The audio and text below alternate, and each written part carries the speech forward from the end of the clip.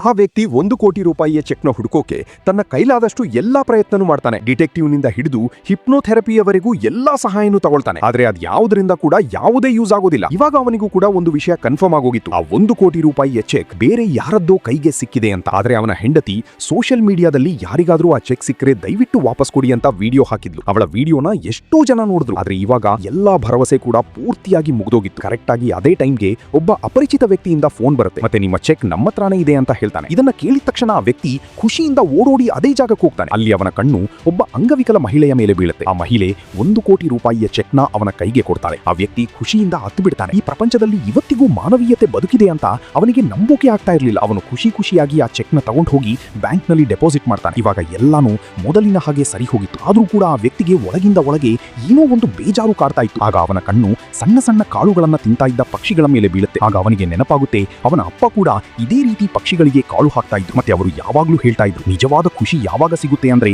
ನಮ್ಮ ಖುಷಿನ ಬೇರೆಯವರ ಜೊತೆ ಹಂಚಿಕೊಂಡಾಗ ಮಾತ್ರ ಅಂತ. ಇವಾಗ ಅವನಿಗೆ ಅರ್ಥ ಆಗುತ್ತೆ ತನಗೆ ಯಾಕೆ ಇಷ್ಟು ಬೇಜಾರಾಗ್ತಾ ಇತ್ತು ಅಂತ. ಅವನು ತನ್ನ ಆ ಖುಷಿನ ಅಲ್ಲಿದ್ದ ಎಲ್ಲಾ ಜನರ ಜೊತೆ ಹಂಚಿಕೊಳ್ತಾನೆ. ಅವತ್ತು ಅವನಿಗೆ ತನ್ನ ಅಪ್ಪನ ಮಗನಾಗಿ ಹುಟ್ಟಿದ್ದಕ್ಕೆ ಸಿಕ್ಕಾಪಟ್ಟೆ ಹೆಮ್ಮೆ ಅನ್ಸುತ್ತೆ.